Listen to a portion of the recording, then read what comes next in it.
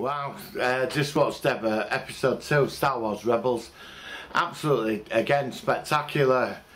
Darth Maul turns up, couldn't believe it, turns up, kidnaps the crew of the Ghost, demands that they bring the Holocron. They end up going back to the planet and meet Sabu, as it said, but I forgot his name, Tom Baker, like force wielder, it's balanced in the middle of light and dark. They get the Holocron, which he's hidden away, and apparently you find out when you merge both Holocrons together, Jedi and Sith, it creates like a focus, because it must be so balanced that it creates this focus that you can see everything within the universe or timelines. It gives you certain knowledge into things.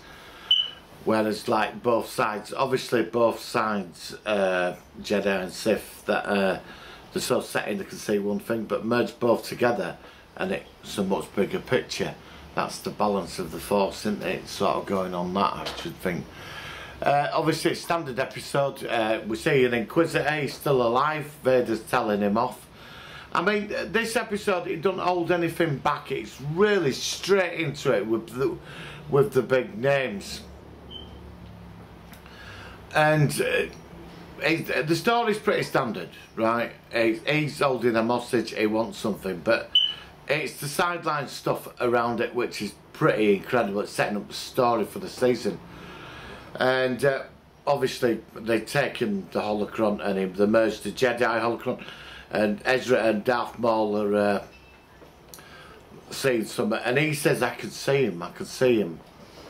And Ezra can see planets and stuff. Now we know who this is. I think I know. It's Obi-Wan Kenobi, because at the end, obviously, they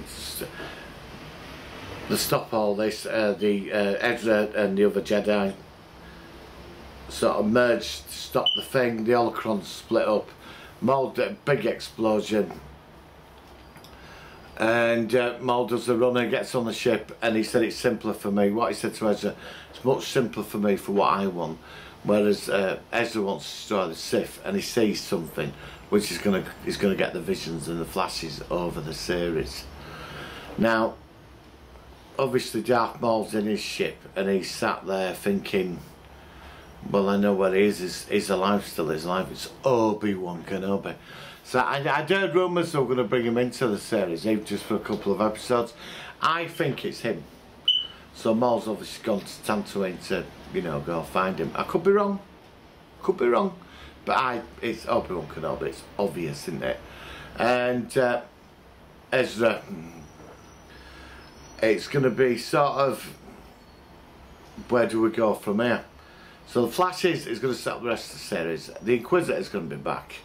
But once I knew they'd all back on Thrawn, we've only seen him briefly. He's not going to be brought in for an episode or two yet. So, but I mean, that's the main focus for me. It is Admiral Thrawn. We know the Sith and the Jedi thing.